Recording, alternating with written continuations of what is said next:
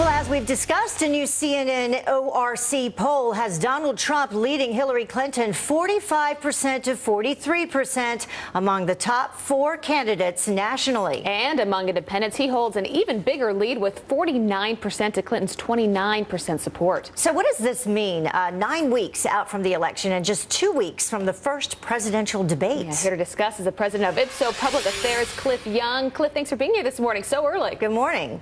Well, thank you. It's great to be here. Well, it's great to have you. Well, let's start breaking down. Just you look at the last 4 weeks and the changes that we've seen in the polls. I mean, according to some, Donald Trump has upped, what, 11 points? Well, definitely. There has been a narrowing over the last week or so. And the question is why? Why has this happened? We really have a race going into the last 2 months. It'll be very exciting. But the question is why? Let's step back a bit and talk about Trump and what he had to do before the conventions. He went into the conventions. He had a fairly high bar going into that. He had a base that wasn't quite sure about him. Remember, he's an outsider candidate, anti-establishment candidate. He went into the convention. It was noisy at best. He had a lot of confusion post-convention with the Khan issue. So he came out of the conventions relative to Hillary Clinton kind of weak, damaged in the short term. So what's happened over the last, so the question is what's happened over the last few weeks, right? What do you think has happened? What's been the game changer? Yeah, yes, but what he's done is he was off message and inefficient over the last couple weeks after the convention. He was able to focus on message, really focus and be more efficient in what he was saying. He was able to focus on those sort of conservative issues which are important.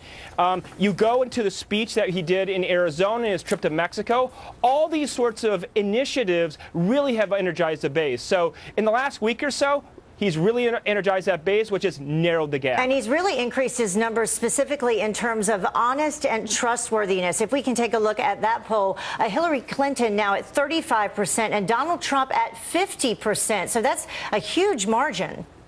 Yes, that is a huge margin, and this is a characteristic of his that he's had since the primaries.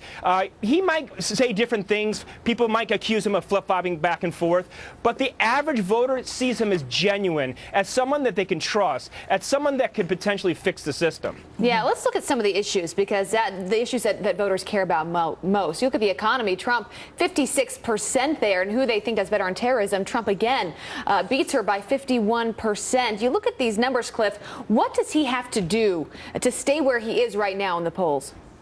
He needs to keep on hammering those messages, those key issues. He has to come out with concrete proof points showing that he is credible on the economy, that he is credible on terrorism. And this is a very important point, because even when Hillary was in the lead by 8 to 10 points, if you peeled away the onion, they were always dead even on those key issues. He just needs to stay on message, be efficient, not get off on tangents. And over the last couple of weeks, he's really done that. The last point, and I've been making this since the primaries, is that he's really an earned media superstar. He was able to control the primaries, the airwaves relative to the other candidates. Can he do that in the general, though? I mean, that's the big question.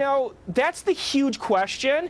I believe the first proof point that he can, he's very talented there, was the last week. Indeed, he controlled it for 5 days. The immigration speech on the one hand, the trip to Mexico on the other, a speech that was on message. If you look at the polling, actually, contrary to what most pundits say, if you look at the specific policy items in that speech, majority or supermajority of support among independents and Republicans. A huge difference with independents. But of course, we have the debates coming up, so we'll see how that changes things. Yeah, right. Cliff Young, thanks for being with us this morning. Thank you, Cliff. Super helpful. We appreciate it. Thank you. Thank you. Thank you.